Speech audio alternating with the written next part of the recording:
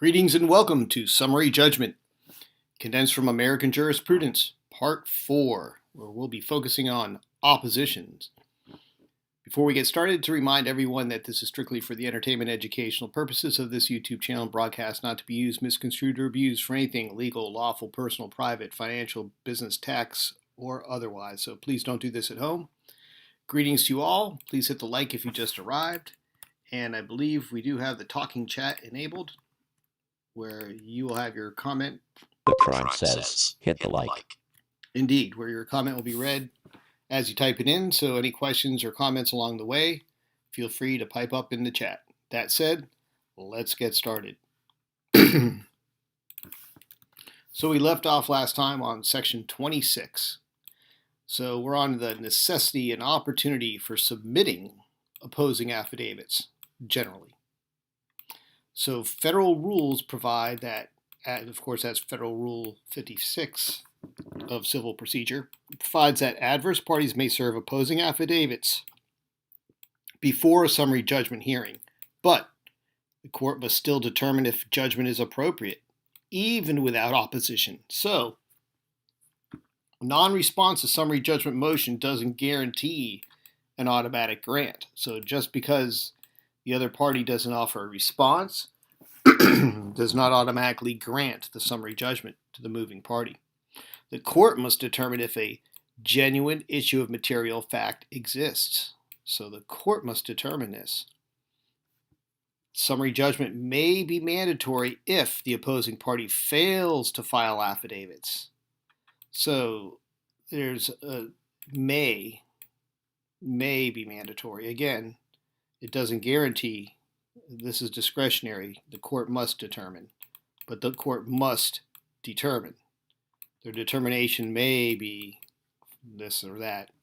The court may deny summary judgment if inappropriate, despite the lack of response.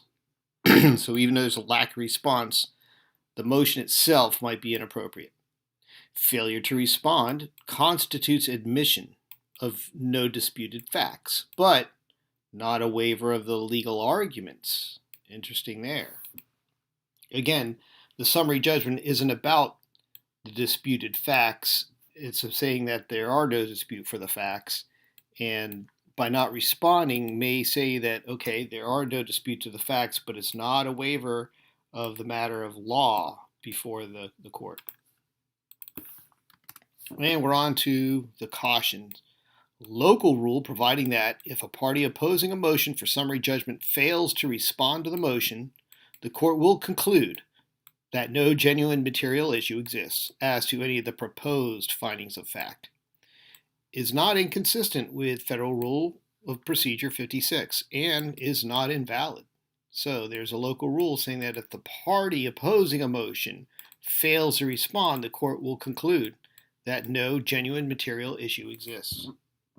So for our practice guide, once a summary judgment motion has been filed, the court first examines a complaint to determine if it states a claim, and then the answer to ascertain whether it presents a material issue of fact. If it does, the complaint, if it has a material issue of fact, the court then looks to the moving party's affidavits to determine if a prima facie case for summary judgment has been established.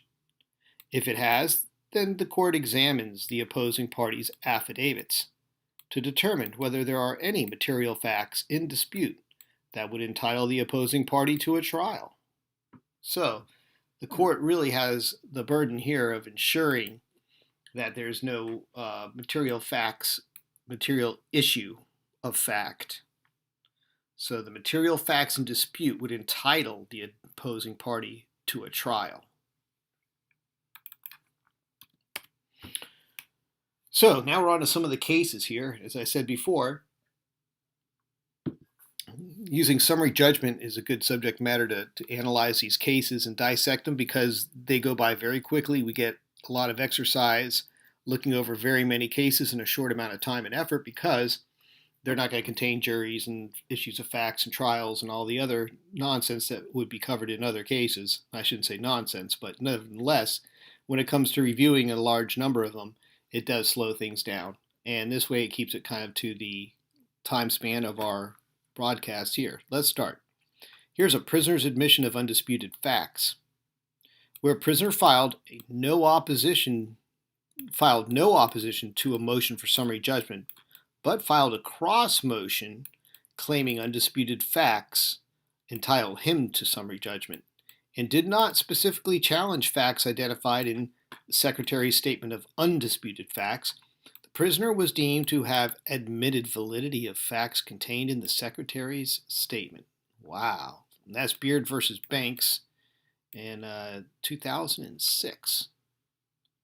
Now, the court's obligation to consider unopposed motions.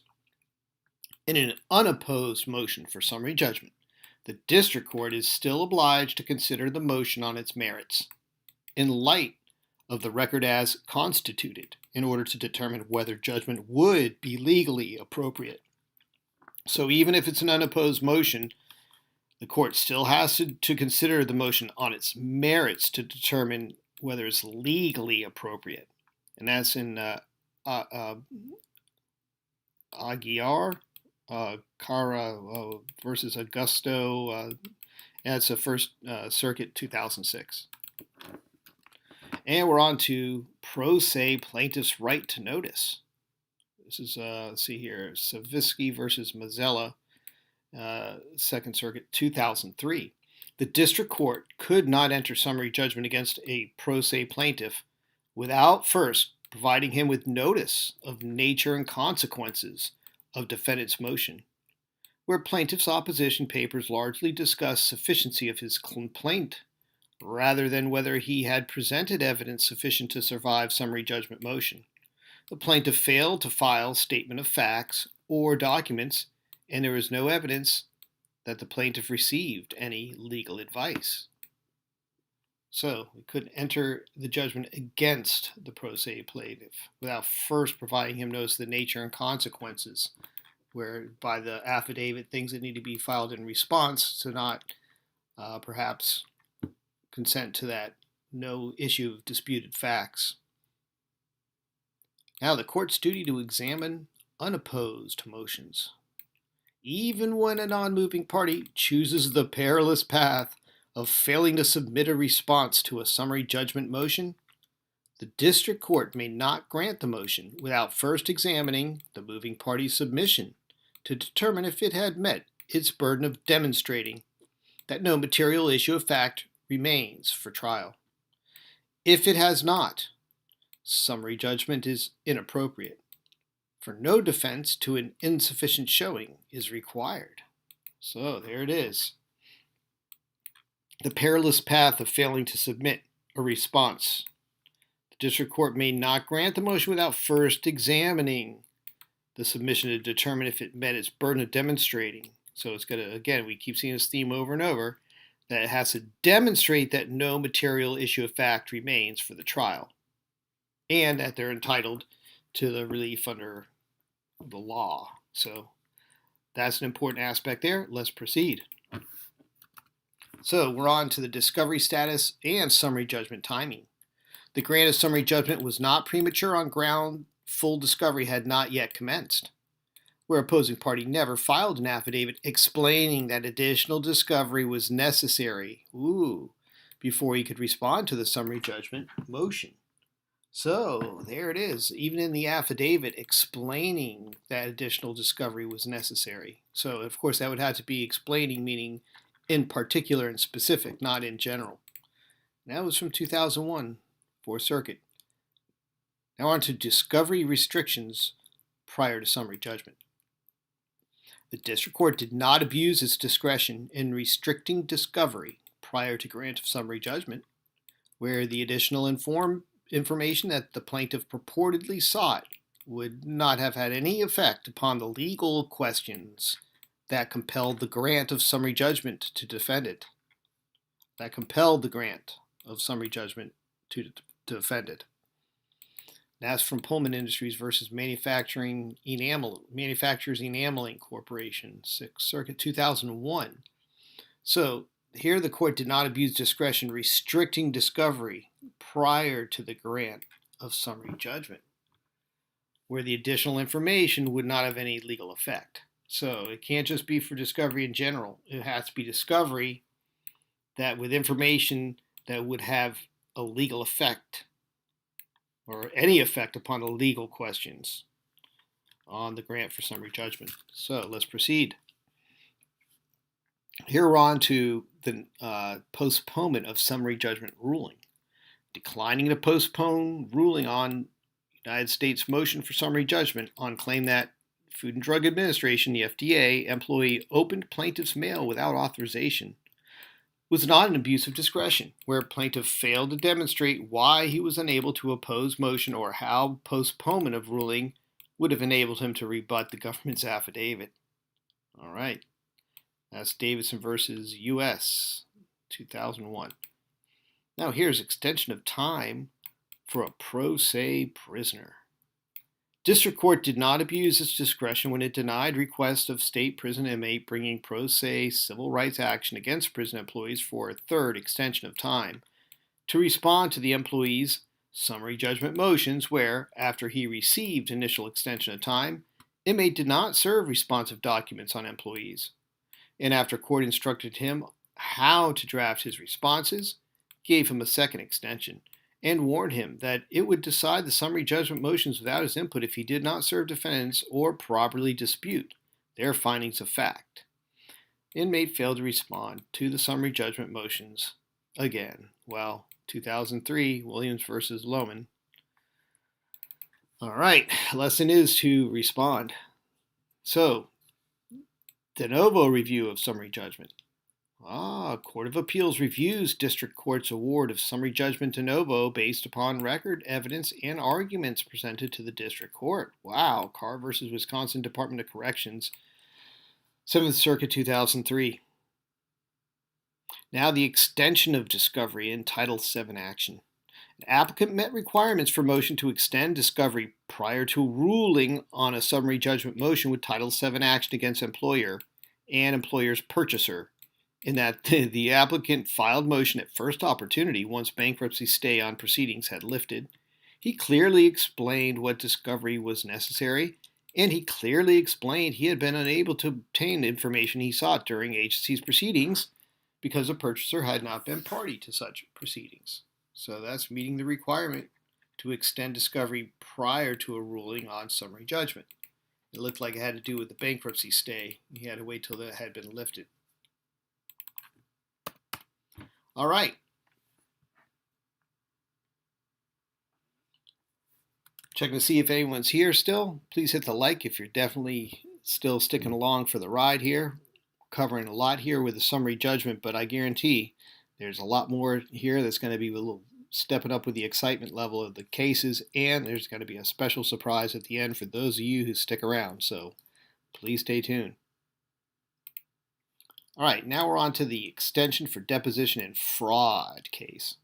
Assignee of real property vendor should have been granted additional time to obtain deposition or affidavit from principal of vendor before entering summary judgment in favor of financial Bill Thimmeth 4426 says, present but slightly hard to follow. All right, just throw in some feedback here and there. We can break them down a little bit more. As you see here, we're looking at pitfalls and successes as far as summary judgment, because it's always going to come down to these fine little points that not being aware of them makes one prone to falling it's just not a good situation to be in. There could be a lot of pitfalls. But if we're aware of these, there's ways we can not only be able to fortify against them happening, but also to be able to deal with unexpected consequences that might come along the way, and to deal with them appropriately and not make missteps. All right, so here we go to the assignee of real property. Should have been granted additional time to obtain the deposition or affidavit from the principal vendor. So it's an assignee of a real property vendor. So we got a vendor, someone that's selling real property, so real estate, right? And there's property being sold by a vendor. And we have an assignee. This is one that was assigned by the principal of the vendor to do something in their name, right? They should have been granted additional time to obtain a deposition or affidavit from the principal before entering summary judgment. Facetious Expert 587 says very informative episode. It is. It is quite informative. It is also quite dense in information, so it requires a bit of attention, but trust me, it's a good payoff for paying attention to this. You'll get a lot in rewards in exchange for it. I guarantee you, because the amount of cases you get to review like this, there's no way you're going to hit this kind of quantity with any other subject other than summary judgment. So it's worth sticking around for. That said, let's look at this fraud case here. So we got some real property. The assignee needs more time to get an affidavit or deposition from the principal of the vendor that he's an assignee of before entering a summary judgment in favor of a financial institution and its counsel in assignee's suit. So this assignee here, alleging fraud, breach of contract, and breach of professional and fiduciary duty. The answers to amended complaint had yet to be filed, and 9 months remained before cutoff of discovery. So it looks like this went to the appellate court here, and the assignee should have been granted that additional time. Here's a prisoner's failure to oppose a summary judgment. Again, here's Smith versus Gomez, 2001. The district court abused its discretion by denying this prisoner's motion for reconsideration of grant of summary judgment, dismissing his Section 1983 action without conducting requisite equitable analysis to determine whether the prisoner's failure to oppose motion for summary judgment was due to excusable neglect. Nice. Equitable analysis to determine whether it was due to excusable neglect. So it's failure to oppose. Interesting concept there. This is one here where looks like in the appeals it was able to affirm that the district court did abuse its discretion. And we're on to a de novo review of summary judgment. District court's grant of summary judgment is reviewed de novo, applying the same legal standards as trial court. And that's Hudgens versus Bell Helicopter. So de novo is like all new from the start, but using the same evidence, the same rules, same standards as the trial court to see if it should be come up with the same ruling. Now, unopposed summary judgment on RICO defenses.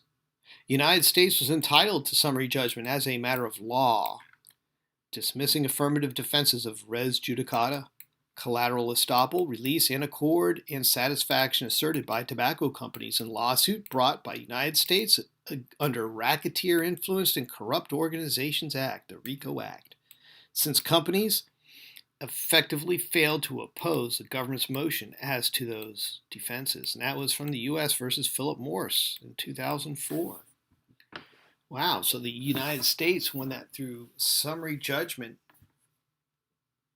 Wow, and they dismissed the affirmative defenses of res judicata, collateral estoppel, release and accord, and satisfaction asserted by tobacco companies. Oh well. All right, now we're on to the abandonment of claims not addressed in response. So, race discrimination claims not addressed in employee's brief in response to employer's summary judgment motion were deemed abandoned. Ultimate 4426 says they mind very much if you smoke. Yeah, very much. Yeah, well, that's a whole nother issue where all that money goes and went. You know, who was paying it and where did it go, and to, you know, who benefited in the end from those lawsuits. Because I still see the cigarettes on the shelf. That said, this abandonment here of claims not addressed is quite remarkable, because the race discrimination claims not addressed in the employee's brief in response to the employer's summary judgment motion were deemed abandoned. So whatever you had in the original claim, you definitely want to bring it in your brief in response to a summary judgment, or else it would be deemed abandoned. And now we have a deemed admission of undisputed facts. Failure of non-moving party to respond, other than in piecemeal fashion, to moving party statements of facts as required under local summary judgment rule, as we saw before, paragraph by paragraph ideally. would result in deemed admission of all facts articulated in moving party statement, except to extent that non-moving party's brief identified specific facts supported by current record. So, again, responding in counter affidavits especially, it's paragraph by paragraph, point by point. You can't let anything slide or else it's considered acquiescence or consent. So, yeah, we see this theme being played over and over again about being very specific in articulating the response or the rebuttals to any of the statements of fact. All right, now we're on to the failure to show local summary judgment rules. Failure to follow local summary judgment rules. The plaintiff's initial response to motion for summary judgment failed to conform to local rule of court practice, requiring responses to summary judgment motions to expressly admit, deny, or qualify statements of material fact. Well, there we go. 3 different choices there. Admit, deny, or qualify statements of material fact, and to state any additional material facts that the plaintiff contended precluded summary judgment in numbered paragraphs with specific references to the record supporting each statement. So citations, numbered paragraphs, where the plaintiff submitted lengthy brief without any specific references to the record. Wow. So there it is. You got to follow those local, as we saw here, some local rules are very stringent about paragraph by paragraph in the response. So it's good practice in general. So why not just keep it that way? But it seems this Northwest Bank and Trust Company versus First Illinois National Bank here, someone was getting a little sloppy there in the Ohio 2002. But that initial response failed to conform, and that's what they're looking at here. Each one would have to be either admit, deny, or qualify. Paragraph by paragraph, ideally, would be, seemed to me, best practice. Now we're on to requirements for continuance to allow discovery. Court's power to stay or deny summary judgment to permit further discovery can be applied only if non-moving party satisfies certain requirements, including filing of affidavit explaining why facts precluding summary judgment cannot be presented, identifying probable facts not available, and what steps have been taken to obtain these facts, and explaining how additional time will enable non-movement to rebut movement's allegations of no genuine issue of fact. So, that's a lot there. Let's break this down. These are the requirements for a continuance to allow discovery. So there's a party moving for summary judgment. Non-moving party wants a continuance to allow for discovery.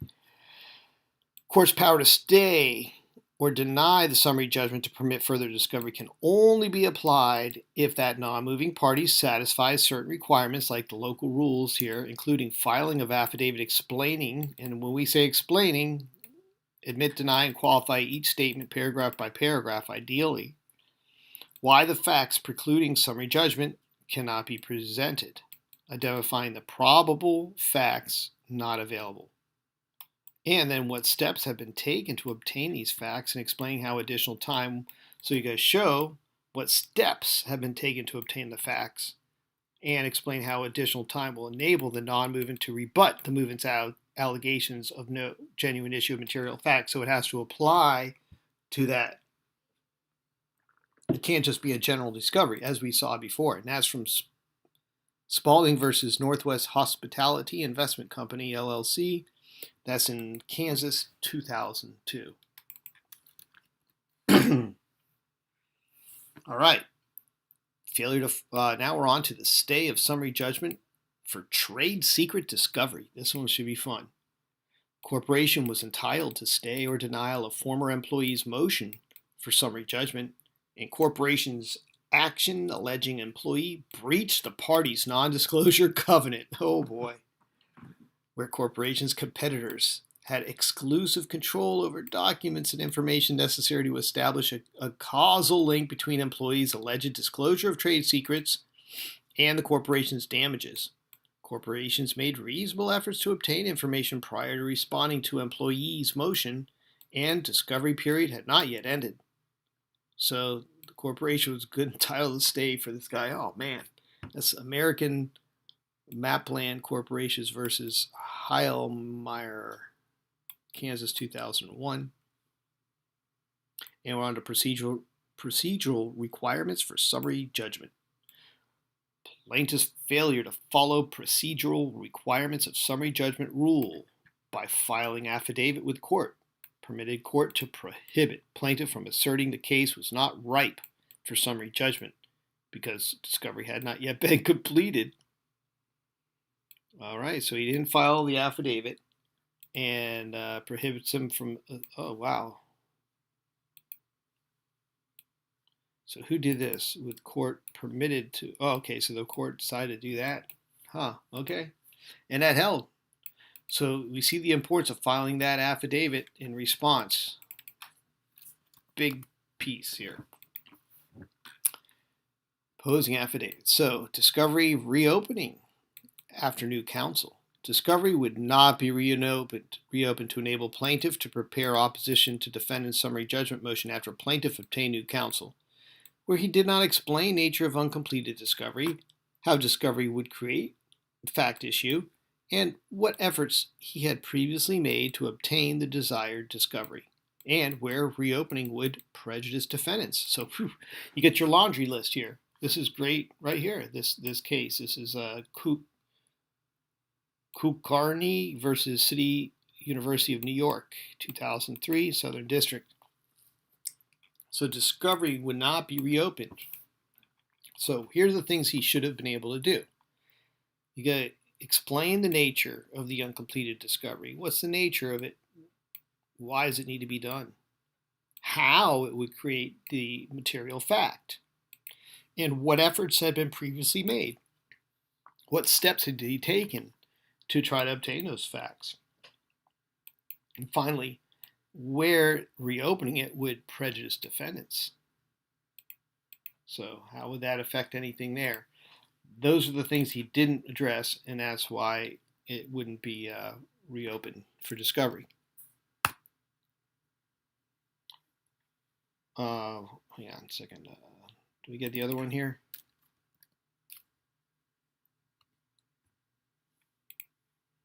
Prohibition of new claims at summary judgment stage. The court would not permit plaintiff to inject additional claim. We've seen this before. At the summary judgment stage of litigation through her memorandum in opposition to motion. And this is a different one here. Sosby versus Miller Brewing Company, Ohio, 2005. All right. Let's move along here. Chugging along with these, we're showing the generally section here of opposing affidavits, the necessity of the court's duty to examine uncontested motions. So the district court may not grant uncontested summary judgment motion without making an inquiry into merits of the non-moving party's motion. That's Peter versus Lincoln Technical Institute in 2002. Again, this is all from a 2008 supplement of American jurisprudence. So these are the supplement cases. Not all the cases, but there's quite a few in this because this is where things have been changing dynamically in respect to summary judgment. So there's been newer cases, I'm sure, but this gives us a good overview of how these principles apply where the rubber meets the road. And we get to go through enough of these to kind of see where the trends are. Failure to provide statement of contested facts. A non-movement's failure to provide a statement of contested material fact does not automatically warrant the granting of summary judgment, and that's from San Juan Star versus Casiano Communications in Puerto Rico, 2001. Local rules for summary judgment responses. District courts may adopt local rules requiring opposing party to summary judgment motion to file statement of opposition, so long as judgment is not automatically rendered on behalf of movement if non-movement fails to file such a statement. And that's in Texas, 2001. That's Andrews versus Texas Park and Wildlife Department. Now in a Supreme Court review of summary judgment. In reviewing the legal basis for summary judgment, Supreme Court may consider facts contained in the affidavit submitted in support of or in opposition to the motion. Those affidavits sure are important when it comes to summary judgment. That's from Cogswell. Is that Cogswell Cogs from the Jetsons? Versus American Transit Insurance Company, Connecticut, 2007. How many people in the audience remember the Jetsons? We were promised flying cars. Instead, we got computers in our pocket. I think we got shortchanged. But I digress. All right, now we're on to the striking of surveillance videotape. The striking of surveillance videotape that plaintiff's vehicle owner had designated as material for Bill Plymouth 4426 says Spacely sprockets were the competitors. Yes, exactly. All right, so you remember the Jetsons. All right. Great documentary. We definitely had the right future vision. All right, so we're on to the striking of the surveillance videotape. So we have striking of surveillance videotape that plaintiff vehicle owner had designated as material for consideration in opposition to summary judgment motion of defendant gas station clerk in plaintiff's action, false arrest, false imprisonment, defamation, and abuse of process relating to plaintiff's arrest after defendant reported to police the make and license plate number of a vehicle she said had driven off without paying for gasoline. Oh boy. Was not an abuse of discretion where plaintiff failed to tender and lay a foundation for the videotape. Wow. So that the vehicle owner had designated as material for consideration in opposition to summary oh gosh. So that's Holcomb versus Walters Dimmick Petroleum Incorporated. That's Indiana, 2006.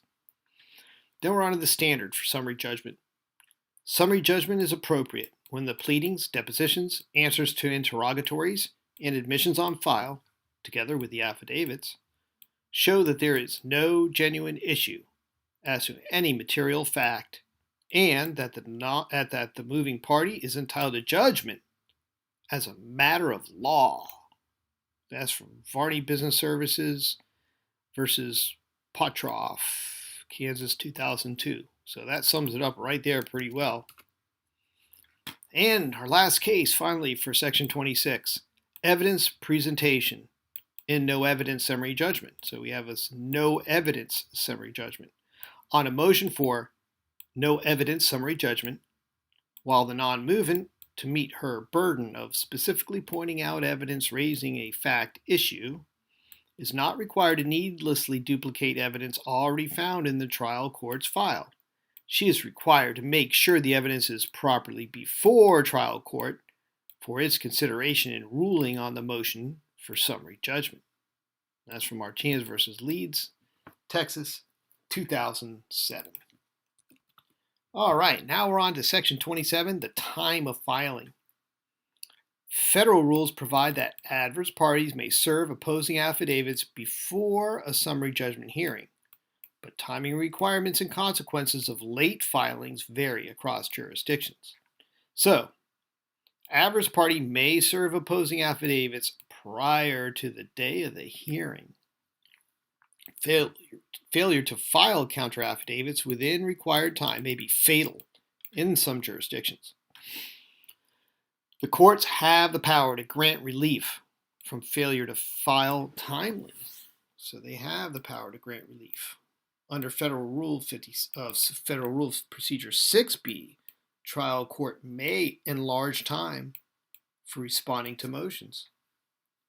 Incomplete discovery is weak reason for failing to file timely opposition. So it's a weak reason. Caution. Incomplete discovery may be a good reason for asking the court to defer its decision on a motion for summary judgment, but it is a weak reason for failing to file timely opposition to the motion, and it is no reason at all for failing to file a timely Federal Rule of Civil Procedure 56F motion and or immediate request for an extension of time. Also, A contention by the opposing party that he or she has had insufficient time in which to present specific facts in opposition to a motion for summary judgment cannot be successfully made for the first time on appeal. So it needs to be made during the trial portion, not at appeal. If it's not noted, then it can't be brought up for appeal. I see. That's interesting there too. The insufficient time needs to be brought up before the lower tribunal. All right, with time of filing, let's look at some of these cases. Excusable neglect for late filing. So let's look at some of the excusable neglect. The former county employee's failure to timely file a motion to enlarge the time to respond to county's motion for summary judgment was inadvertent and excusable neglect, where the action was initially filed in state court and at the time of removal being brought to federal court. That's all that means. Employees' counsel was not admitted to practice before the district court. And following counsel's admission to practice before the court, the motion was filed shortly thereafter. So, excusable neglect for late filing is if your current counsel is licensed to practice in or isn't not admitted to practice. License is the wrong word. Was not admitted to practice before district court.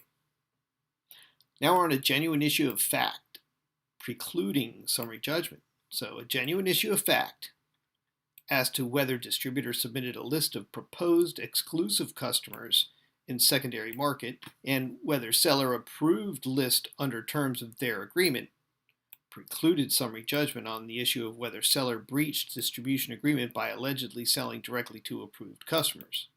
So yeah, there's an issue of dispute. So it would be a genuine issue of fact, and that would preclude summary judgment.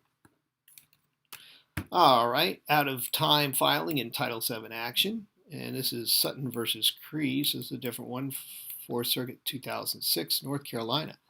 Title VII plaintiff would be allowed to file his brief in opposition to summary judgment motion out of time, even though he failed to establish excusable neglect in contending that his untimeliness was based upon his counsel's newly demanding caseload and court schedule, where defendant would suffer no prejudice given merits of the case and plaintiff's waiver of certain alleged claims in his proposed opposition brief. So they would be allowed. So it's discretion. As we read before in the original parts here, that it's up to the judge or the court. Trial court consideration of late objections. Trial court could consider objections to portions of affidavit attached to response to motion for summary judgment, where response was filed a week before submission of the motion, and objections were filed the day before submission. That's Texas 2007. All right, now we're on to Section 28, the facts unavailable to opponent, a continuance to allow discovery. So, Rule 56F, Federal Rule of Procedure, provides a safeguard against premature summary judgment by allowing continuances when essential facts cannot be presented, but requires specific showing of what discovery is needed and why. So discovery need not be completed before summary judgment can be granted. So discovery is not needed always. Court may refuse judgment or order continuance if essential facts are unavailable. Essential facts. Affidavit must specify. These things here is your laundry list. Nature of discovery. How facts create genuine issues. So we have to have that logic there, that inference, and efforts made, why unsuccessful. So the steps taken and why they weren't sufficient or why you'll need that extra time. Vague assertions of additional discovery are insufficient and continuance is denied if the result would be wholly speculative. So you need to show that it's material to the issues, not just speculative. So let's look at some of these cases. Insufficient justification for continuance. Insureds were not entitled to continuance of homeowners insurer's summary judgment motion on tortious breach of the implied covenant of good faith and fair dealing claim. Wow. Insureds did not satisfy the standard for seeking continuance in that they merely referenced need for additional discovery in their opposition papers and supporting affidavits and failed to clarify whether relief requested was refusal by district court from considering insurer's motion or merely order continuing consideration of the motions to later date. And insurers presented detailed and thorough opposition to motion, belaying assertion that they could not defend against motion. Whew, that's a tough read there, but the insureds were not entitled to the continuance of the insurer's summary judgment motion on tortious breach of the implied covenant of good faith and fair dealing claim. Let's see here. Okay, well, it's a little confusing there. I'm not even going to bother. Let's continue. If you guys get it, great. Pipe it up in the chat and tell me what you think. Otherwise, we're moving on. Failure to specify additional discovery needs. Denial of motion for more time to respond to summary judgment motion was not abuse of discretion. Where plaintiff Judgement 4426 says, I agree there are many twists in the insurance case. Yeah, I'm just trying to figure out who is plaintiff and who is defendant. I mean, I can assume a lot, but it's not very clear. Again, it's an insurance case. So, yeah, those are a whole nother animal there. That's Adams versus Allstate, 2002, California. So, yeah, you would go figure. So, here's our failure to specify additional discovery needs. So, we see here, you need to really specify them. Denial of motion for more time to respond to summary judgment was not abuse of discretion, where plaintiff did not indicate what additional facts might have been gained through more discovery, or how such facts might have carried his burden in opposing summary judgment. That's 2003 in Whiters versus Roper. I don't know if that's hospital or hospitality. Either way, 2003, Fourth Circuit. Let's proceed. Inmate's failure to specify discovery needs. Inmate was not entitled to more time to conduct discovery before court ruled on prison official's summary judgment motion in Section 1983 action where he failed to demonstrate how more discovery would have helped him defeat motion for summary judgment, instead asserting generally that additional discovery was vital to presentation of his case. So generalities are good to avoid. That's Green versus Litcher in 7th Circuit 2004. I guess that's certiorari denied, 2005. District Court's discretion on discovery. District Court acted well within its sound discretion when it denied employees' motion to reopen discovery, which had not been conducted due to the counsel's ineffective strategy or lack of diligence. Oh, wow. So deny the employee's motion to reopen discovery. When denied, which had not been conducted either due to the ineffective strategy or lack of diligence to take deposition of witnesses who would not provide summary judgment affidavit, although requested supplemental discovery might have revealed highly probative evidence. So they have discretion on that discovery. Again, with an affidavit being more specific, it might have helped. But then again, there is the district court's discretion. And that's from Cornwell versus Electra something credit union. 9th Circuit, 2006. And on we go to discovery deadline and summary judgment. The district court could grant summary judgment in favor of defendant prior to requiring defendant to answer plaintiff's discovery requests where discovery requests were served upon defendant after the completion of discovery deadline. And the plaintiff failed to submit affidavits stating that he could not present essential facts to justify his opposition to summary judgment motion. That's Thomas versus Pacific Court, 10th Circuit, 2003. So they could grant the summary judgment in favor of defendant prior to requiring the defendant to answer plaintiff's discovery. Okay. They're served after the completion of the discovery deadline. There it is. So insufficient basis for additional discovery. Plaintiff was not entitled to additional discovery after the defendant filed motion for summary judgment in defamation action, where plaintiff asserted that she wanted to conduct additional depositions to ascertain the scope and extent of the dissemination of the alleged defamatory materials to third parties. But the plaintiff's affidavit supporting her request did not present any reason to believe that the alleged defamatory claims were sent to additional third parties. Oh, wow. So the plaintiff was not entitled after defendant filed motion for summary judgment. She wanted to conduct the additional to ascertain the scope and extent of the dissemination. So it looks like that was untimely too, and insufficient basis for additional discovery. Wow. All right. There you go. Make sure everything is sufficient from the start. Now we're on to discovery and Fourth Amendment rights. It should be good. District Court was well within its bounds of discretion to deny discovery to federal employee prior to granting summary judgment to opponent in Bivens' lawsuit under Fourth Amendment, since no amount of discovery could have altered undisputed facts which demonstrated that the employee did not have any reasonable expectation of privacy. Wow, this looks like a good one here. Stewart versus Evans and D.C. Circuit 2003.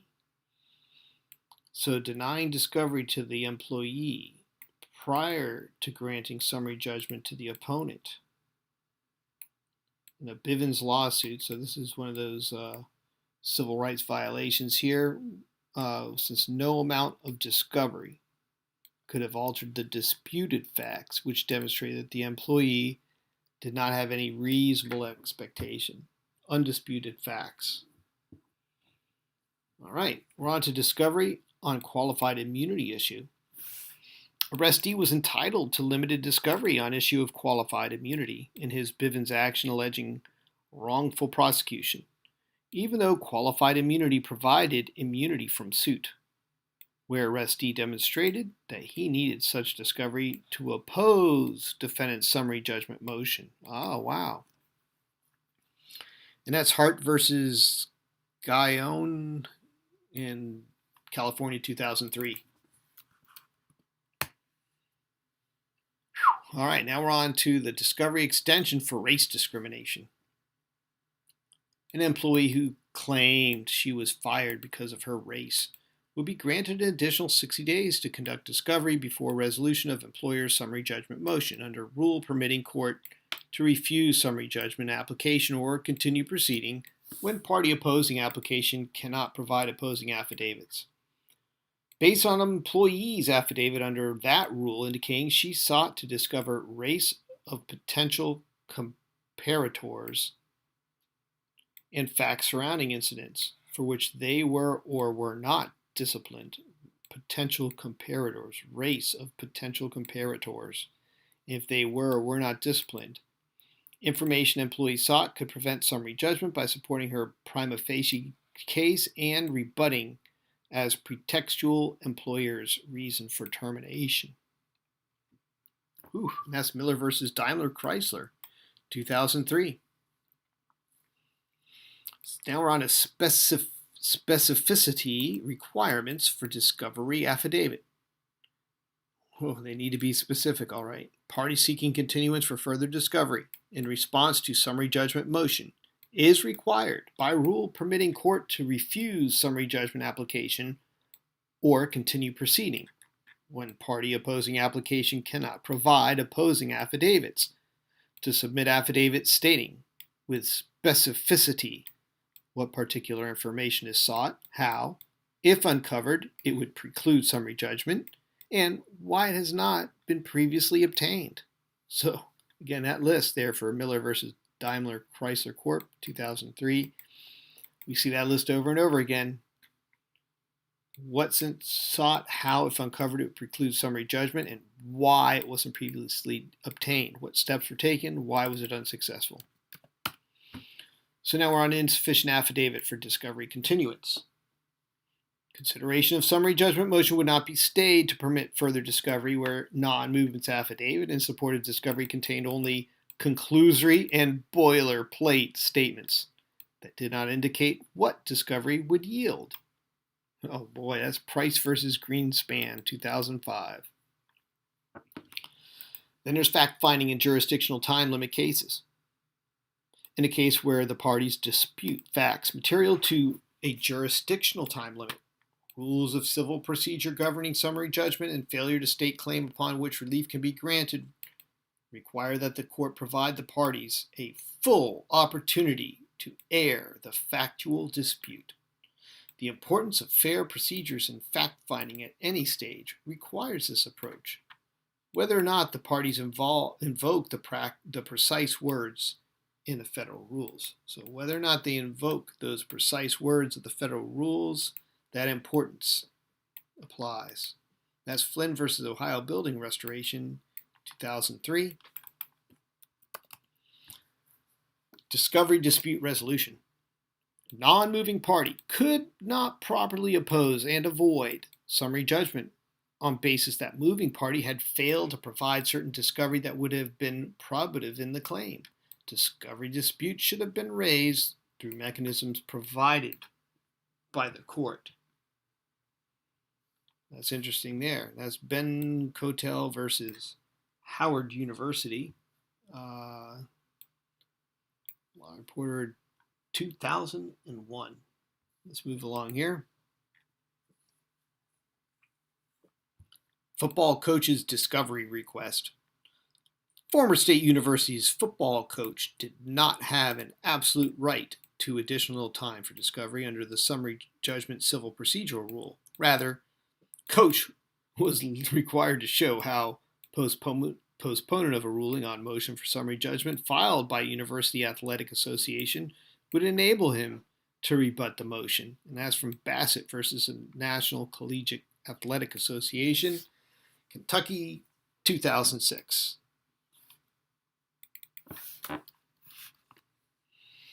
Now we get limited discovery due to court order. A plaintiff's opposing motion for summary judgment on ground further discovery was necessary would not be required to state in affidavit the nature of the uncompleted discovery or how those facts were reasonably expected to create a genuine issue material fact where plaintiffs were deprived by court order of all but the most limited discovery. Wow. So the opposing motion was not required to state the nature because of the uncompleted, because they were deprived by court order of all the most limited. Okay, so the court order is enough. That's Roebuck versus Hudson Valley Farms, 2002, New York. Now we have the consensual informed discovery. Consensual and previously entered orders staying, though under some circumstances, such informal disclosures, opponent failed to show prejudice since she possessed information that the other parties exchanged. So this looks interesting here. Flaherty versus Filarty, 2000. Pick these cases because they're names. All right, 4-part test for discovery affidavit. CI Holdings Incorporated versus Barron and Budd, 2003, New York. The Second Circuit has established a 4-part test to determine sufficiency of affidavit or declaration submitted pursuant to summary judgment rule provision permitting continuance to allow further discovery. Affidavit or declaration must detail 1. Nature of uncompleted discovery. 2. How the facts sought are reasonably expected to create genuine issue of material fact. 3. What effort a fine is made to obtain those facts. And 4. Why those efforts were unsuccessful. Bill Limit 4426 says my connection is poor at the moment. All right. Yeah, well, that's, you know what? This would be a good time to take a short breather. Let's do a little, oh, that's my connection. Hang on a second.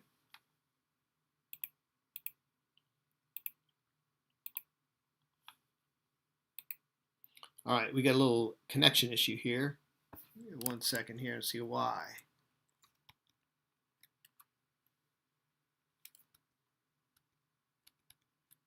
Interesting. All right. Let's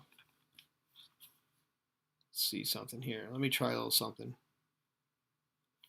Yeah, we got bad connection issue. Hold on one moment.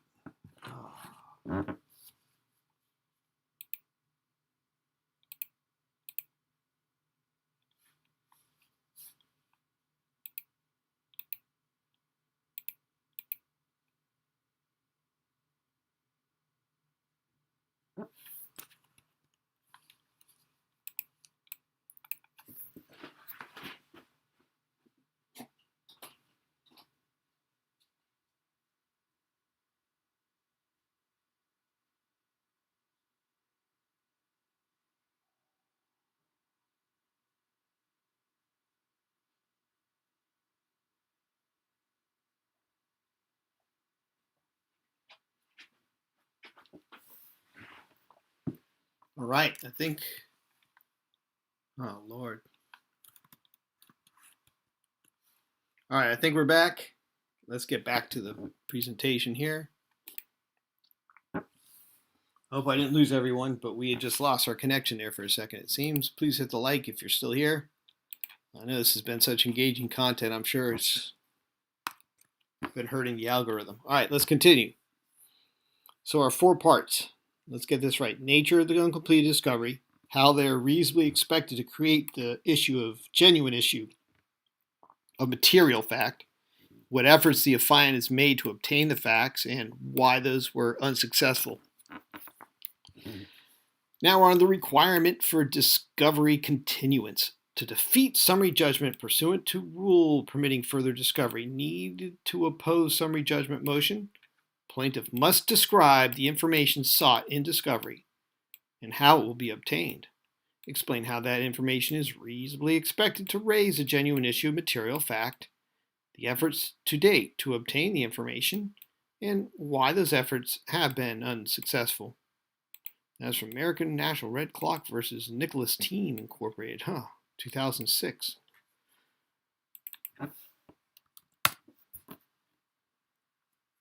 All right, checking to see if we have everyone still here in the chat after that strange connectivity issue.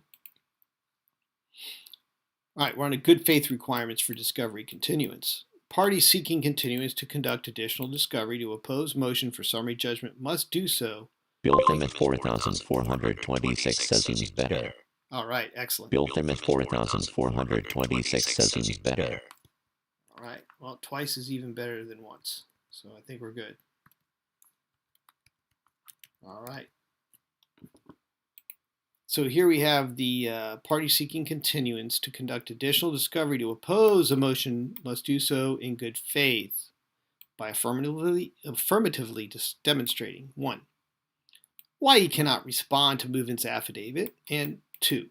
How postponement of ruling on motion will enable him by discovery or other means to rebut the movant's motion. So 2 things here on the good faith requirement. Why he can't respond to the movant's affidavit, and how the postponement of the ruling on the motion will enable him by discovery or other means to rebut the movant's motion. So 2 points there for good faith requirements, then insufficient basis for deposition extension. The defendant insured was not entitled to additional time to conduct depositions prior to the district court's ruling on insurer's motion for summary judgment in an insurer's action seeking declaration of no coverage under homeowners insurance policy. Identity of individuals, an example, insurance company executives, sought to be deposed was not known and might never be known. Dispositive issue was interpretive of policy language, which did not hinge on information that might be developed at depositions. And insured offered no specifics as to what information he sought. So, yep, that obscurity by a dilution in the institution. And that's Center Insurance versus Blake in 2005. All right, good. All right, I'm glad we're all back. Let's continue. So, adequate discovery opportunity requirement. A motion for a summary judgment is to be considered after adequate time for discovery and when there has been a reasonable opportunity for discovery. The party opposing the motion must make an affirmative showing of a need for additional discovery. That's from Dudley's Commercial and Industrial Coding versus U.S. IRS CIR Tennessee 2003. Then we have insufficient basis for continuance in 1983 action. So, a patient who alleged that she suffered injuries when officer alleged used excessive force to get patient into ambulance to be transported to hospital for a mental health evaluation was not entitled to continuance in context of city's motion for summary judgment for further discovery on the issue of the city's liability under Section 1983, given that the patient had not moved the court for additional time or pointed to facts in existence that she wished to discover, or pointed to pending discovery requests seeking city policies, or to discovery requests she intended to make. So, specificity. That's Thomas versus City of Seattle, 2005, and that's Section 1983 action. Now we're on a generic discovery request insufficient. Continuance to allow discovery was unwarranted in response to summary judgment motion filed by the defendant, alleged buyer in purported seller's action under Perishable Agricultural Commodities Act, the PACA, the Perishable Agricultural Commodities Act, seeking payments allegedly due. In response to alleged buyer's evidence showing that bailment arrangement rather than sale existed between the parties, purported seller offered only conclusory statement that discovery is necessary in order for plaintiffs to develop and prove the facts which are essential to oppose the defendant's motion for summary judgment. And purported the seller had already been granted 2 extensions of time to respond to summary judgment motion. And that's from Calavo Growers versus Anthony Gagliano Company, and that's Wisconsin, 2003. Now we're on to the specificity required for discovery request. A party opposing summary judgment on the ground that more discovery is needed must specify what further discovery is required, rather than simply asserting a generic contention that discovery is incomplete. That's from Trinity Church versus Lawson Bell, 2007. And we're on to the discovery rule application of summary judgment. Adequate time for discovery provision of summary judgment rule did not apply to traditional motion for summary judgment. So remember, the summary judgment rule didn't apply to traditional motion. Allen versus Omaha, that's another insurance one there. And that might be the no evidence summary judgment is what they're referring to here. And preserving premature summary judgment claims.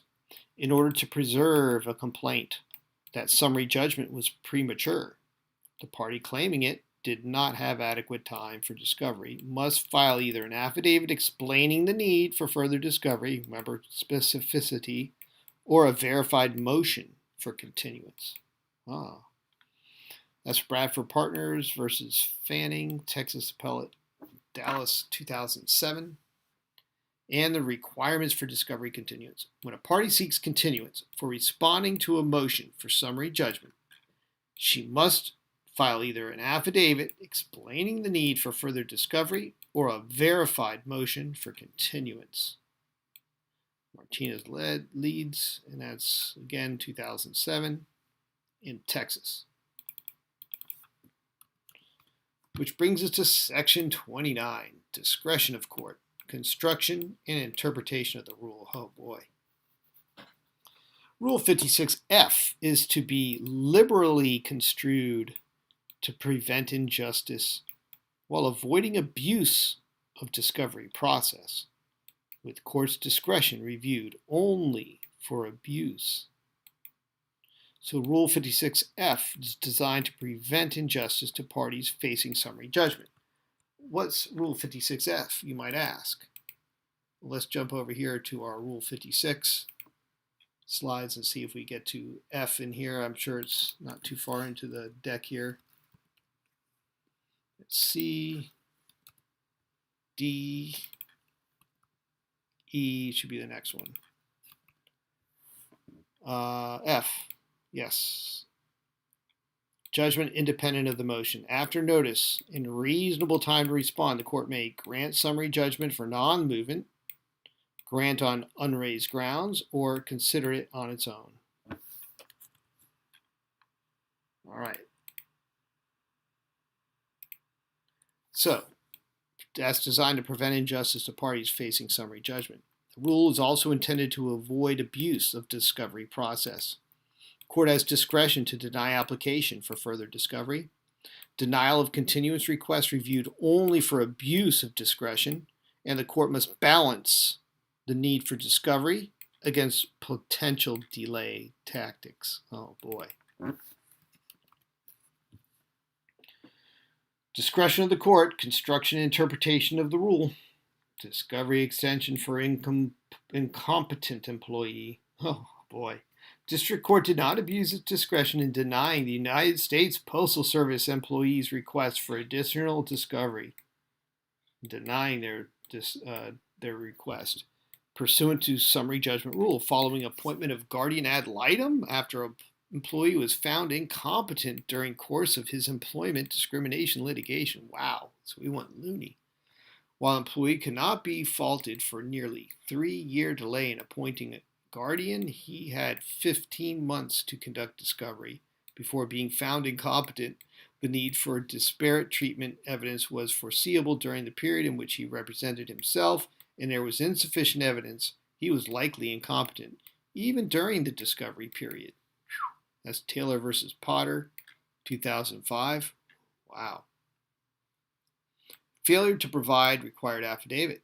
A boat passenger injured when she fell from the boat was not entitled to a continuance to conduct discovery prior to the court's ruling on a summary judgment motion filed by the boat owner seeking exoneration of liability under the Limitation of Liability Act. The passenger failed to include the required affidavit or establish how discovery requested would preclude summary judgment, particularly absent reference to any admiralty case law supporting claims that the owner had a legal obligation to train individuals before allowing them to rent the boat. Oh gosh.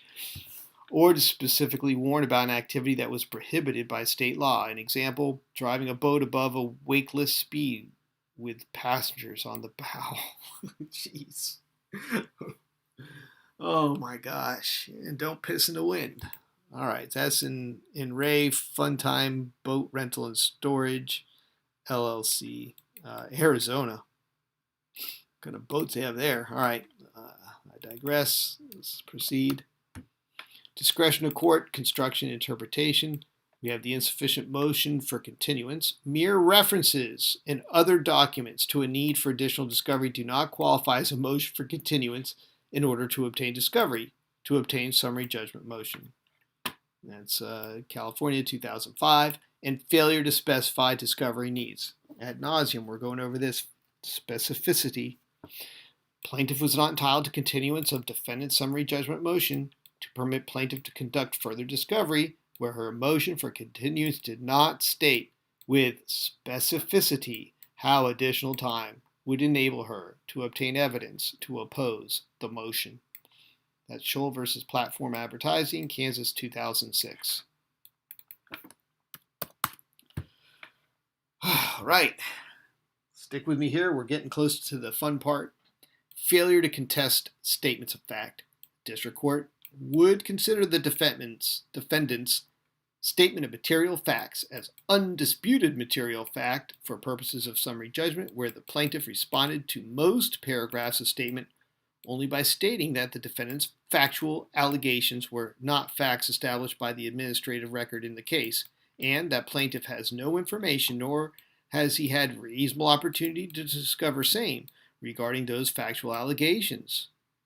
And plaintiff did not file affidavit stating he could not present facts essential to justify his opposition to the motion without further discovery. So this is interesting here. The district court would consider statements of material facts as undisputed material facts for purposes of summary judgment, because the plaintiff responded to most by only stating these boilerplate responses. Undisputed. Wow. All right, so there it is. Extension of time for prisoner. Trial court did not abuse its discretion when it did not fully grant inmates' motion for an enlargement of time to respond to County Child and Family Services Agency's motion for summary judgment, and for such enlargement to begin only after discovery was completed. Additional time for discovery was unnecessary because the agency's motion for summary judgment raised purely legal arguments and no affidavits were filed in supporting the motion. That's State X. Sawyer versus Cuyahoga City Department of Children and Family Services, 2006. Whew. And the discretion of the court. Final case here is denial of continuance is not abuse of discretion. Denying plaintiff's motion for continuance of summary judgment hearing was not abuse of discretion, where default level 2 discovery period ended on a week before defendant filed first summary judgment motion and 3 months before the summary judgment hearing, and plaintiff requested no depositions in the 14 months between the date she filed suit and the summary judgment hearing. Granting motions for summary judgment without first entering a level 3 discovery control order on plaintiff's motion was not an abuse of discretion, since the trial court did not abuse its discretion by denying the plaintiff's motion for continuance to conduct more discovery. Another great insurance one there, level 3 discovery control.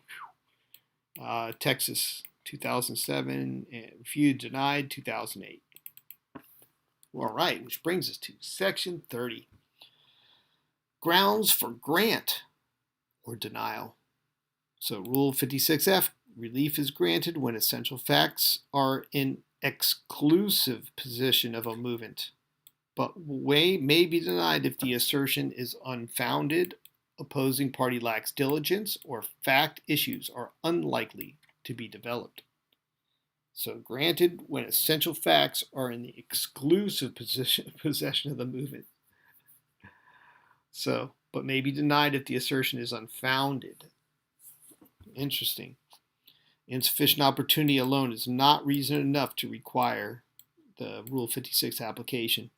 Exclusive knowledge of movement is sufficient reason to refuse judgment or order continuance. So, exclusive knowledge is grounds for a continuance here. Relief denied if assertion of exclusive knowledge is unfounded or party lacks diligence, and must state what efforts made to obtain information and how it would aid opposition. And that's again that specificity and how it applies materially, and it's not irrelevant. Any exclusive possession principle generally not applicable. Exclusive possession principle is generally not applicable when defendant is the movement. All right, so let's see how this makes sense within the case context. Discovery limitation and discrimination case. Commonwealth of Puerto Rico. Employees who claim that they were discriminated against because of their political views were not entitled to depose witnesses who had summarized their personnel files under rule permitting supplemental discovery after a motion for summary judgment had been filed. Witnesses' declaration comprised a tiny portion of the summary judgment record and said almost nothing that the plaintiffs could not have controverted without further discovery, and plaintiffs already had access to their personnel files. So, not entitled. This is after supplemental discovery. So, I mean, is after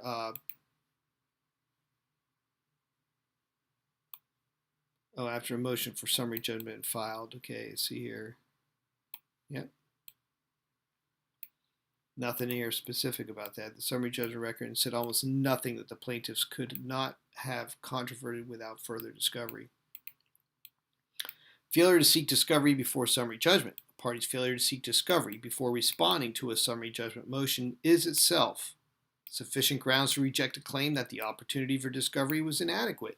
So, a party's failure to seek discovery before responding itself is itself sufficient grounds to reject a claim that the opportunity was inadequate. So, no continuance for that. Interesting. And that's from New York State Teamsters. So it looks like the recurring theme here is make sure you get all the motions for discovery before before responding to a summary judgment motion, or before it's filed. See,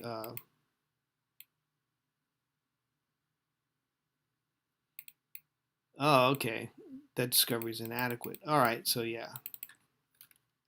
Could have a little more details these cases, but you can look in there and you can kind of figure it out. All right, failure to specify discovery needs. District court was not required to grant plaintiff a continuance to conduct additional discovery before ruling on defendant's summary judgment motion where plaintiff failed to file affidavit. Here we go again, outlining that it could not present essential facts and it failed to indicate what material fact it hoped to uncover with additional discovery. It's not just for discovery's sake, there has to be a purpose. U.S. versus Dairy Farmers of America, 6th Circuit, 2005. And the improper motion for continuance. The court would not grant continuance to obtain additional discovery to oppose summary judgment motion on the basis of party's stipulation as the request was not in form of motion as required by civil rules. Wow. And was not accompanied by affidavit setting forth facts to be discovered in their relevance in opposing summary judgment. That's Baird versus Alameda, California, 2005. I wonder what kind of filing that was. Party stipulation. It wasn't in the form of a motion. Some kind of a stipulation. That's quite interesting there, too. All right, let's move along. Now we're on to come on. There we go. Expert report supplementation after summary judgment. Jeez. Patent licensees. So we're not entitled to leave. So leave means to take something outside the normal rules of the court, asking permission to do that.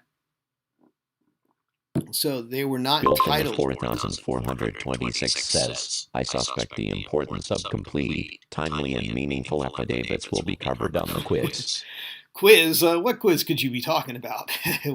Only time will tell, but we're just about there. So stick with me here. All right. So this is quite interesting here with the patent licensees here, that they were not entitled to leave to supplement their expert's report regarding analysis of the hard disk drive marketplace. Remember the hard disk drives?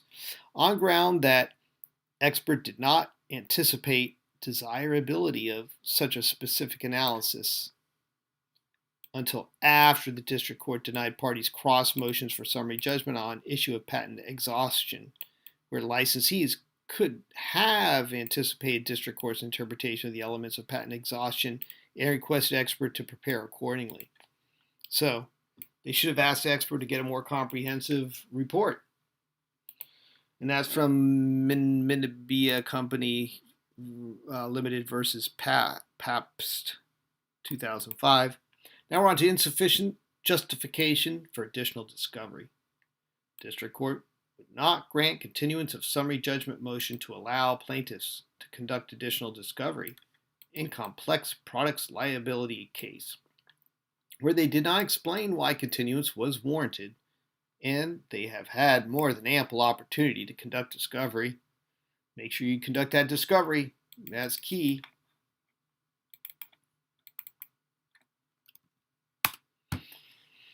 Now we're on insufficient basis for deposition in civil forfeiture. Oh boy. Claimants in civil forfeiture action brought by government against currency seized during traffic stop.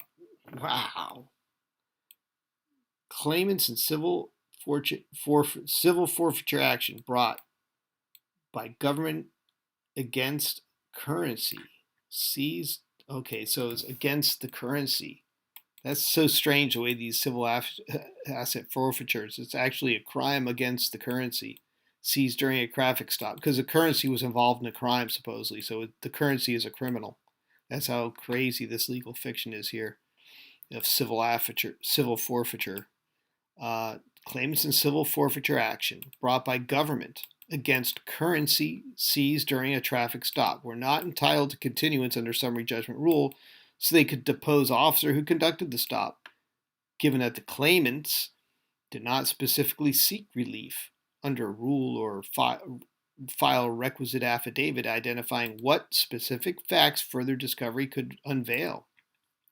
That government provided claimants with video and transcript of traffic stop, that claimants were themselves present during traffic stop, and that claimants did not articulate what critical facts they needed to develop or hope to unveil by deposing officer. So U.S. versus $159,880 in U.S. currency, more or less. That's how ridiculous these cases are, if I digress. That's Southern District of Iowa, 2005. Action against currency seized. All right. Enough of that craziness. Amended complaint and discovery timing. Order denying former State University football coach's motion to amend his complaint rendered moot any argument by coach that more discovery was needed before ruling on summary judgment motion of University Athletic Association to address newly added claims. And that's the same with Bassett versus National Collegiate Association, Kentucky, 2006. So the order denying the coach's motion to amend his complaint was rendered moot any argument by him that more discovery was needed. So he was running out of gas for sure. And the trustee's failure to specify discovery needs. Trustee, as non-movement, was not entitled to more time to conduct discovery prior to court deciding summary judgment motion, even though trustee did not have opportunity to complete discovery. Or did not have yet. Trustee had burden of showing what specific facts she hoped to discover that would have raised the issue of material fact. And she failed to do so. That's in Ray Maxima Corporation. And that was in Maryland, 2002. And insufficient discovery request in civil rights action. Plaintiffs in civil rights action were not entitled to conduct additional discovery before court could rule on defendant's summary judgment motion on qualified immunity grounds, where plaintiffs did not obtain discovery sought in motion for additional discovery during discovery period, despite the fact that witness was included in stipulation providing for taking of depositions, and it was not clear how witness's testimony would be relevant to the defendant's qualified immunity claim. So the plaintiffs were not entitled to conduct additional discovery before they could rule on the defendant's motion. All right, for summary judgment, where the plaintiffs did not obtain discovery sought in the motion for additional discovery during the discovery period. Okay. Johnson versus XL Kano Holmes, 2004. All right. Discovery unnecessary without underlying violation. Additional discovery on issues of county officials' improper subjective intent. Improper subjective intent. That's a new one there. Additional discovery on issues of county officials' improper subjective intent on the existence of a municipal policy, practice, or custom to discriminate against Indian tribe was not required before ruling on summary judgment motion of county and county officials in tribe civil rights action, where there was not underlying constitutional violation. Wow. See, the additional discovery was not required before ruling. All right. Apache Nation, 2006. Then we got failure to specify discovery needs in employment case. Plaintiff in employment discrimination case. was not entitled to delay resolution of the employer's motion for summary judgment on ground that he had not conducted discovery, where plaintiff allowed more than 4 months elapse without making any discovery requests, and plaintiff's counsel failed to articulate with any reasonable specificity what facts plaintiffs sought to discover and how they would create material issues of facts. So there it is again. That's Robertson versus Amtrak. Oh boy, National Railroad Passenger Corporation, Southern District of New York, 2005. Sounds like he got railroaded. Let's move along. All right, discovery of publicly available information.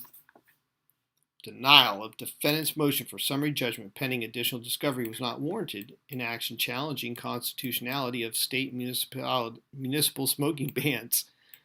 Sources of defendant's enforcement authority, which plaintiff was seeking to discover, had already either been disclosed or was publicly available, and plaintiff had failed to take reasonable steps to obtain them.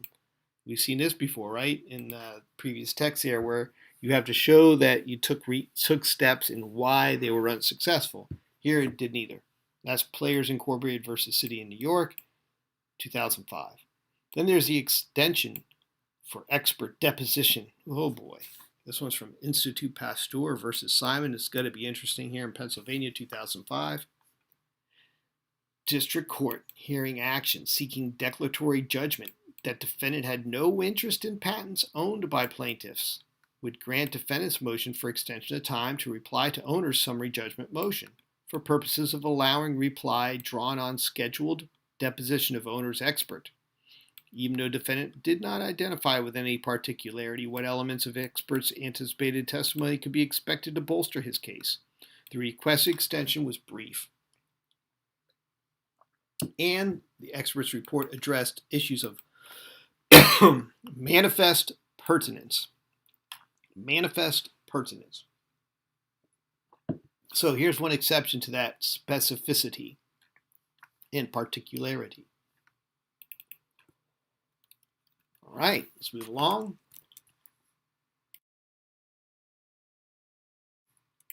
We're on to the grounds for denial or grant. Cross motions for summary judgment. The existence of cross motions for summary judgment does not act per se as a concession that there is an absence of factual issues. Rather, a party moving for summary judgment concedes the absence of a factual issue and the truth of the non-moving party's allegations only for the purposes of its own motion. It does not waive its right to assert that there are disputed facts that preclude summary judgment in favor of the other party. That's from Total Care Physicians versus O'Hara. So the existence of cross motion does not act per se as a concession that there is an absence of factual issues. Rather, a party moving for summary judgment concedes the absence of a factual issue and the truth of the non-moving party's allegations only for the purposes of its own motion. It does not waive its right to assert that there are disputed facts. So we saw this as the last point for this section here. Let's see if they jump over to that really quick. Yeah, here we go. One more page. And I think it was...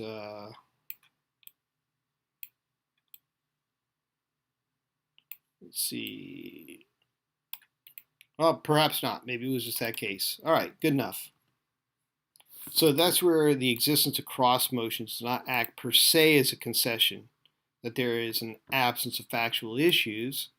But remember, when the party's moving for summary judgment, they're saying there is no factual issue. It's only about the law, and they're arguing why the law would grant them relief in judgment in their favor. All right. That said, I guess this is the best part of the presentation. I hope you all stuck around, because now we're ready for the fun quiz here on summary judgment. So here's how this works. In the chat, you put the number of the question, for this one 1, and then the letter of your choice, say it was D. All right, so. Bill Plymouth 4426 says, if only I could remember legal principles as well as I remember old Hanna-Barbera cartoons. Yeah, they could have been teaching us legal principles in those cartoons, but instead there's a lot of gratuitous violence. Nonetheless, let's go on here. Question number 1. Your opponent completely ignores your motion for summary judgment. No response, no opposition papers, nothing. Does this mean automatic victory? And the answer is here. A, yes. Response equals automatic summary judgment. B, no. The court still must check if your motion is legally sound. C, only if the court warned the non-responding party first. D, it depends on whether the judge had coffee that morning. All right, so it should be pretty easy. We have Jen 494 says 1A. All right, so you're going for A. Bill Plymouth 4426 says 1B. All right, and Bill Thomas says B. Any other takers before we move on to the next question? All right, we got those registered in the chat. Let's move along. Question 2. You need more time to gather evidence before responding to a summary judgment motion. What's your best move? A, just tell the judge, I need more time. B, file a detailed affidavit explaining exactly what you need and why. C, wait until after the hearing to request more time. Or D, complain that the other side's being unfair. All right, here's this should be pretty easy for you guys. I think Bill Thomas was alluding to one relating to this. Bill Plymouth 4426 says 2B. 2B? Okay. 2B or not 2B? That's the question here for number 2. Any other takers for number 2? If not, we're going to move along to the next set of questions. So we're on to question 3. Jen 494 says 2B. All right, 2 for 2B. So we're on to question 3. A party wants to delay a summary judgment ruling to get more evidence. Which of these is not a valid reason? A, the other side has exclusive control of crucial documents. B, the party needs to depose a key witness who wasn't available before. C, the party just realized that they should have done more discovery earlier. We just read that case, didn't we? And D, the party needs specific information that couldn't be obtained despite reasonable efforts. So here we got some, the other side has exclusive control of crucial documents. Bill Plymouth 4426 says 3C. C. Okay, that's not a valid reason as you're claiming here, 3C, and the others would be. All right, so let's move along. Any other takers on question 3 of which is not a valid reason? Jen 494 says 3C. All right, we got two for 3C. Let's move on to the final question, question 4. This is simple, a true or false question. Okay, a court can grant summary judgment even if opposing party files no response, as long as moving party's own papers show there are still material factual disputes. All right, let's read this carefully before you answer. True or false? A court can grant summary judgment even if the opposing party, the non-moving party, files no response, as long as the moving party's own papers show there are still material factual disputes. Any takers on this, true or false? Is that statement true or is that statement false in its entirety? Any takers on that? Question 4. A. Bill Plymouth 4426 says 4. False. Factual disputes equals no summary judgment. All right, I like that, even with an explanation for the answer. Any other takers for that? If not, that was a pretty comprehensive answer. Jen 494 says 4B. All right. So there we go. 2 for the false, and now we get to the answers. So for question 1, your opponent Themos Protocol Buzzkill 2331 says 4. 4. All right. Well, welcome to you, and I hope you chose B for 4 because, as you see here, B is the correct answer for 4. But before we get to that, let's look at question 1. Your opponent completely ignores your motion for summary judgment. No response, no opposition papers, nothing. Does this mean automatic victory? Correct answer is B. No, the court must still check if your motion is legally sound. The explanation is no response doesn't mean a free pass. The court still has to check if your motion actually proves your case. So it must be legally sound. All right, question 2. You need more time to gather evidence before responding to a summary judgment motion. What's your best move? And as we've heard time and time again, you want to have that specificity. File a detailed affidavit explaining exactly what you need and why. So, vague pleas for more time are useless. You must file a detailed affidavit explaining exactly what evidence you need and why it's critical to your case. So, I don't know if we can even accentuate that any more than we've done throughout this presentation. Now we're on to question 3. A party wants to delay summary judgment ruling to get more evidence. Which of these is not a valid reason? Here it is, C. The party just realized they should have done more discovery earlier. That's not a good reason. Procrastination isn't a legal strategy. The court won't grant a delay just because you failed to do your homework on time or because your dog ate it. All right. We're on to question 4 here. True or false? Court can grant summary judgment even if opposing party files no response as long as moving party's own papers show there are still material factual disputes. That's the tricky part of the question. And that's, of course, false because the court cannot grant summary judgment if moving party's own evidence shows that there are still factual disputes. The court must deny the motion even if the other side never responded. So there it is in a nutshell. Opposition to your summary judgments. Condensed from American jurisprudence. We're going to continue on with this with part 5 coming soon. And it really takes us to a rounded understanding of summary judgment, how it applies, why it's necessary, and as a rather newer invention here in jurisprudence, how it's still changing to this day as we're reviewing these newer cases. And again, this gives us a great opportunity to go through and review and dissect a large number of case holdings without going through laborious or complex cases, because summary judgment cases are very short and straightforward. So it gives us the efficiency to do a lot of examination, get a lot of practice and experience doing this. And of course, it's all just for fun and to do a little fun quiz at the end to test our knowledge. So with that said, I hope to see you all on the next one, and thank you all for attending. Peace out. Bill Thimmett 4426 says, I learned insurance cases get very complicated.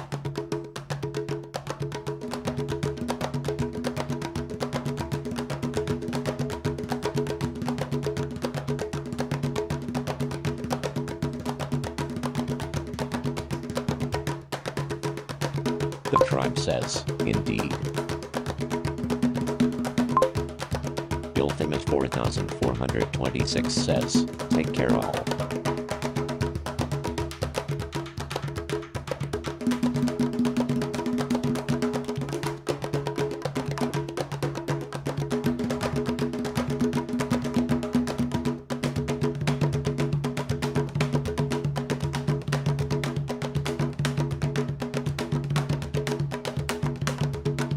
The most beautiful buskill 2331 says, thank you.